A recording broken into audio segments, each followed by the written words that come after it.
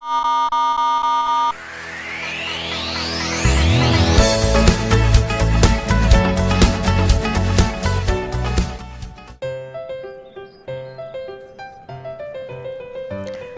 kembali lagi bersama saya Paulina. Bagi kalian yang saat ini duduk di bangku sekolah menengah atas yang ingin melanjutkan pendidikan ke jenjang yang lebih tinggi, kalian wajib tahu jenis-jenis perguruan tinggi agar semakin mantap menentukan pilihan.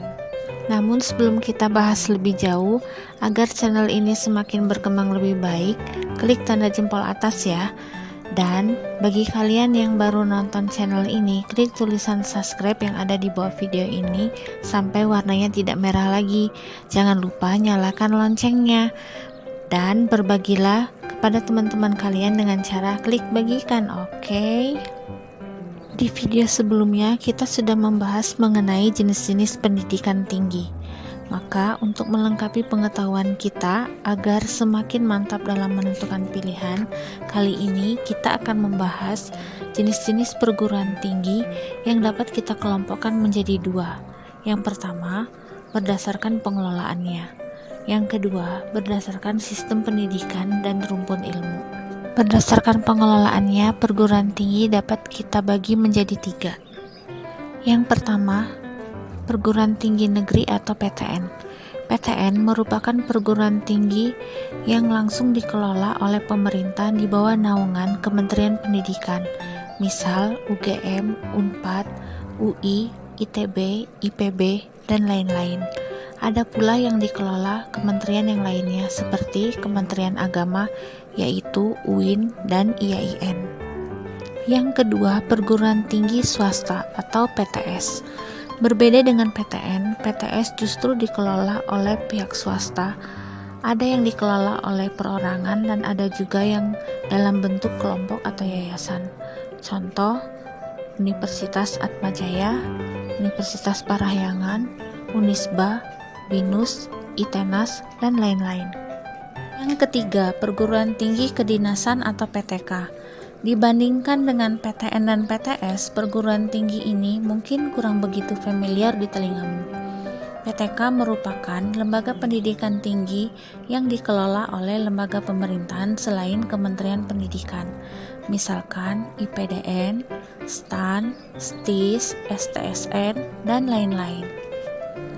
Nah, bagi kamu yang ingin langsung bekerja setelah lulus, PTK bisa menjadi pilihan. Dikarenakan beberapa PTK menyelenggarakan ikatan dinas. Nah, ikatan dinas ini biasanya setelah kalian lulus, kalian langsung direkrut sebagai pekerja di lembaga kementerian yang menyelenggarakan pendidikan tersebut.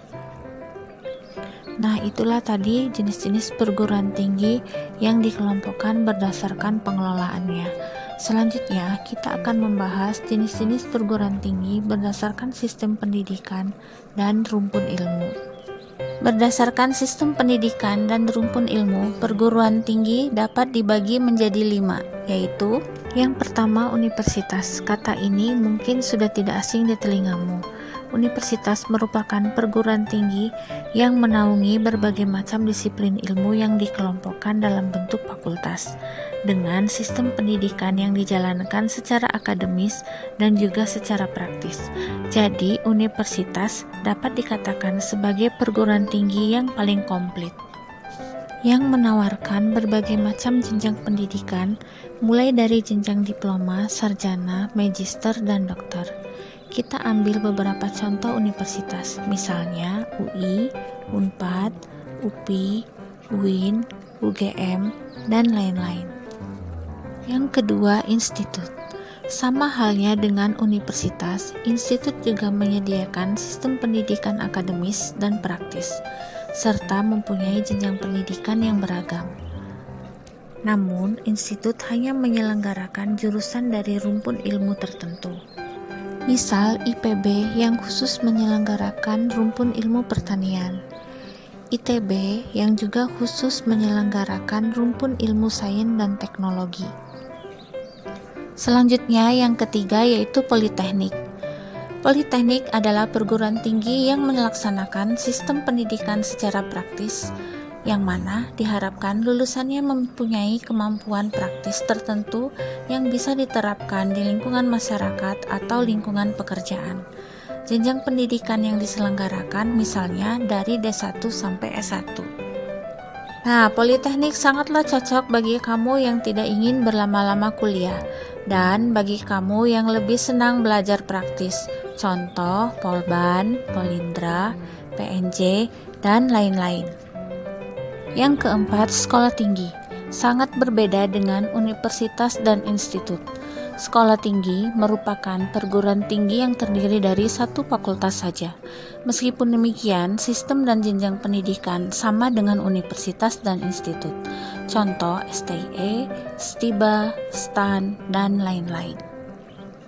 Yang kelima, akademi. Sama seperti politeknik, akademi menerapkan sistem pendidikan praktis. Bedanya, akademi hanya menyelenggarakan satu rumpun ilmu saja, sedangkan politeknik lebih beragam. Contohnya Akpol, Akmi, Akbid, Akper, dan lain-lain. Demikian pembahasan kita mengenai jenis-jenis perguruan tinggi. Semoga menambah wawasan yang kelak dapat membantumu dalam menentukan pilihan sekolah lanjutan.